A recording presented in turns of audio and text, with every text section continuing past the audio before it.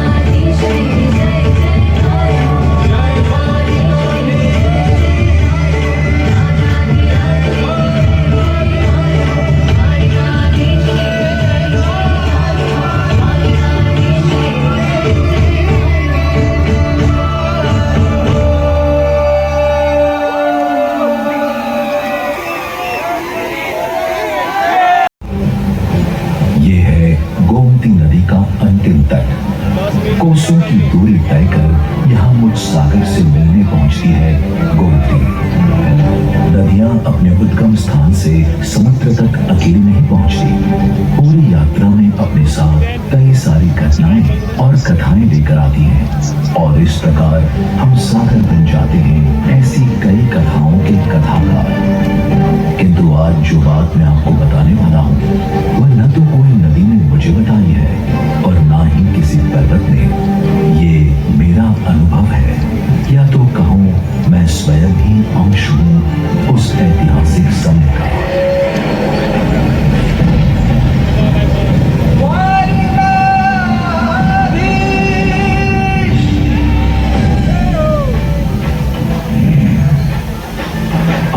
कई वर्ष पूर्व कंसवध के पश्चात जरासंध ने मथुरा पर कई आक्रमण किए। शांतिपूर्वक जीवन की आशा लिए सारे यादव और यादव राजन पश्चिम तट पर मेरे समीप आए। एक नगर निर्माण करने हेतु उन्हें ऐसी भूमि की आवश्यकता थी जहां पर वह अपने शत्रु से सुरक्षित रहकर सुख शांति से अपनी प्रजा के साथ रह सके। भीतर से 12 योजन भूमि उन्हें भेंट दी। महान स्थपति भगवान विश्वकर्मा ने स्वयं उस द्वीप पर भवन, प्रासाद आदि का निर्माण कार्य संपन्न किया और स्वर्ग के द्वार समान एक नगर की रचना हुई। नामकरण हुआ द्वारका, जहां मुरलीधर, गिरधर या गोपाल नहीं किंतु साक्षात राजाधिराज द्वारकाधीश श्री कृष्ण विराजते हैं।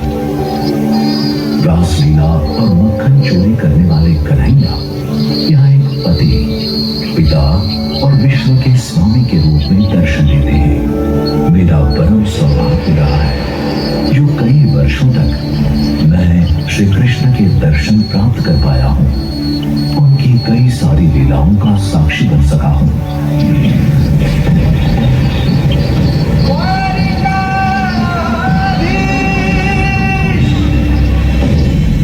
एक बार नारद मुनि के कहने पर सत्यभामा ने एक तरफ अनमोल वस्तु और एक तरफ श्री कृष्ण को तुला पर रखकर तुलना करने का प्रयोजन किया। अपने सारे रत्न एवं सुवर्णाभूषण रखने पर भी कृष्ण का पलड़ा तनिक भी ऊपर नहीं उठा। अस्वस्थ स्थिति में सत्यभामा को देख महारानी रुक्मिणी आगे आई और सारे रत्न, सुवर्ण एवं अन्य मूल्यवान वस्तुएं दूर कर केवल एक तुलसी पत्र वहां रखा। बस इतने में श्री कृष्ण का पलड़ा ऊपर उठ गया और तुलसी पत्र का पलड़ा भारी होने के कारण नीचे आ गया। यही तो लीला है प्रभुवर की, जो मूल्य के सामने नहीं पर भाव के सामने नम्रता पूर्वक झुक जाते हैं। केवल प्रेम और प्रीति ही नहीं, राजनीतिक और कूटनीतिक संवाद का भी मैं साक्षी रहा हूं।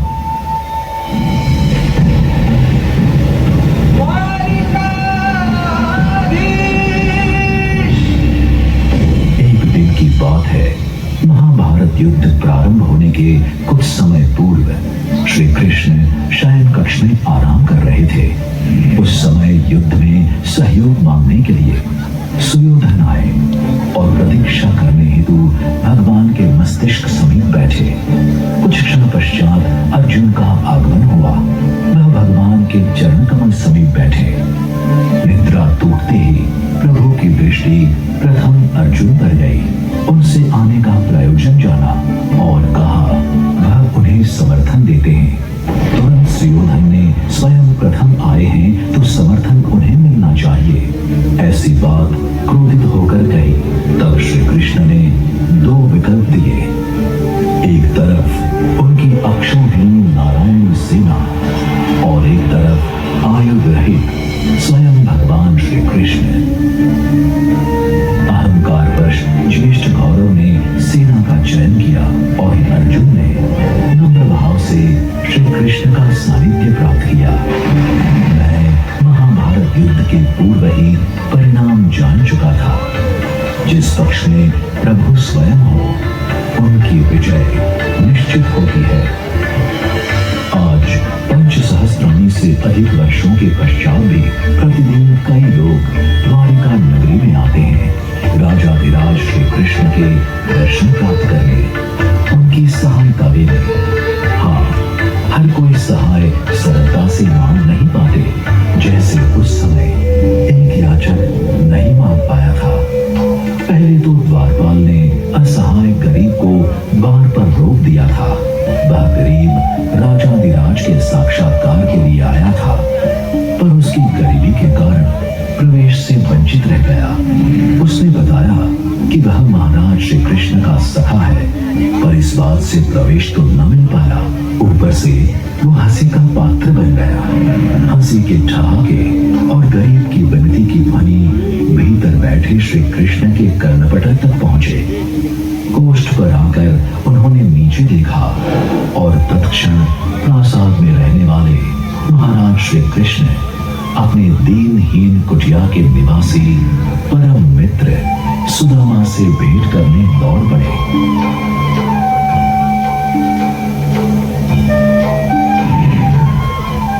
वर्षों पूर्व सांदीपनि ऋषि के आश्रम में 7 शिक्षा प्राप्त करने वाले सहपाठी के दर्शन ने मानो उन्हें वापस उस समय का कृष्ण बना दिया।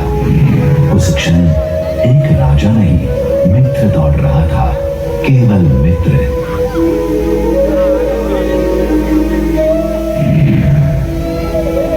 प्रेम भाव से श्री कृष्ण ने सुदामा को आलिंगन में लिया और सबको आश्चर्य हुआ जब सुदामा को आसन पर बिठाकर प्रभु स्वयं नीचे बैठ सुदामा के चरण धोने लगे। बेचारे सुदामा आए थे अपनी दरिद्र स्थिति में मित्र की मदद लेने, पर व्यक्त नहीं कर पाए। अपनी धर्मपत्नी के भेजे हुए चावल सुदामा ने कृष्ण को खिलाए। एक मुट्ठी चावल खाए और पूरा स्वर्गलोक सुदामा के नाम किया। दूसरी मुट्ठी खाते हुए समग्र पृथ्वी लोक सुदामा की झोली में दे दिया। तीसरी मुट्ठी ग्रहण करने ही वाले थे, तब लक्ष्मी जी ने उन्हें रोका और कहा, प्रभु अपना वैकुंठ भी दान न कर देना। सुदामा तो मित्र का प्रेम पाकर ही संतुष्ट हो चुके थे।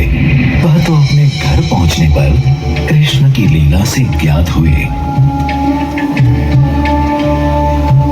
और चक्र घूमता रहा और आज श्री कृष्ण की वह द्वारिका पुनः मुझ में समाई हुई है। किंतु सारे भक्तों को आज भी द्वारिकाधीश मिलते हैं। द्वारिका एवं बेट द्वारिका के निज मंदिर में। बेट द्वारिका आस्था का यह स्थान है जहां सारे भक्तगण मुझे लांघ कर जाते हैं। नाव में बैठकर मुझे पार करना हर आयु वर्ग के व्यक्ति के लिए सरल नहीं है। दूर दूर से दर्शन करने आए हुए लोग कई बार विषम वातावरण के चलते बेट द्वारिका तक नहीं पहुंच पाते। दुख होता है मुझे जब भगवान और भक्त के बीच मैं एक बाधा बन जाता हूं। किंतु कई वर्ष के पश्चात सुदामा कृष्ण के मिलन के समय पाया था, ठीक वैसा ही निर्विषय प्रीति का रस आज मैं पुनः देख सकता हूं। द्वारिका एवं बेट द्वारिका के ऐतिहासिक सुदर्शन ब्रिज द्वारा। जुड़ाव के इस पावन पर्व पर मोदी सरकार के इस प्रयास से बेट द्वारिका तक पहुंचने की यात्रा की अनुभूति और यात्रा का प्रकार दोनों नवीनतम हो जाएंगे। आबाल वृद्ध सब सरलता से बेट द्वारिका देव दर्शन के लिए जा पाएंगे। सुदर्शन ब्रिज से समय की बचत होगी और मनोहर दृश्य का आनंद मिलेगा। सो अलग 2320 मीटर लंबा यह सुदर्शन ब्रिज मोदी सरकार का दृढ़ निश्चय दर्शाता है। भारत की संस्कृति और गौरव की रक्षा के लिए भारत देश के यशस्वी प्रधानमंत्री जी की यह भेंट युगों युगों तक समग्र देशवासी याद रखेंगे। द्वारिकाधीश के दर्शन से धन्य हुए सारे भक्त याद रखेंगे। जय द्वारिकापुरी, जय द्वारिकाधीश, जय श्री कृष्ण। હલ હલ હલ ભાઈ બધાને મજા આવી એટલે જોરદાર જય બોલાવી બધાને મજા આવી હાથ